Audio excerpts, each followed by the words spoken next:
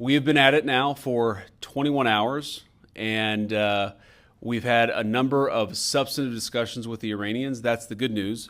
The bad news is that we have not reached an agreement, and I think that's bad news for Iran much more than it's bad news for the United States of America. So we go back to the United States having not come to an agreement. We've made very clear what our red lines are, what things we're willing to accommodate them on, and what things we're not willing to accommodate them on. And we've made that as clear as we possibly could, and they have chosen not to accept our terms. Questions? Sir, Nick Robertson from CNN.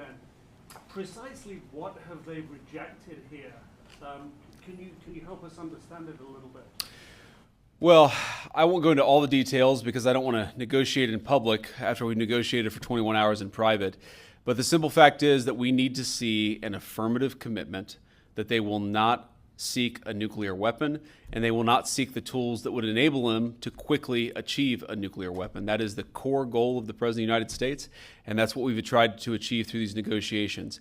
Again, their nuclear program, such as it is, the enrichment facilities that they had before, they've been destroyed.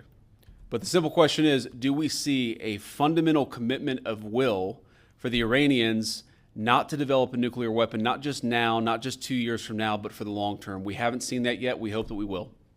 Jen. Was there a framework on anything? And also, did the Iranian frozen assets come up? And did you reach any conclusions on those frozen assets? We talked about all those issues, Jen, and we talked about a number of issues beyond that. And so certainly those things came up. But again, we just could not get to a situation where the Iranians were willing to accept our terms. I think that we were quite flexible. We were quite accommodating. The president told us, you need to come here in good faith and make your best effort to get a deal.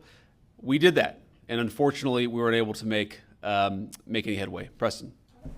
Mr. Vice President, how often did you communicate with President Trump throughout the negotiations? There were reports that there were multiple rounds where there were breaks in between negotiations. How often did you communicate with the president throughout those rounds, and what was he saying as you were going through these negotiations that you said fell short? Yeah, obviously we were talking to the president consistently. I don't know how many times we talked to him, a half dozen times, a dozen times over the past 21 hours. We obviously also talked to Admiral Cooper, to Pete, to Marco, to the entire national security team. We talked to Scott Bessent a number of times.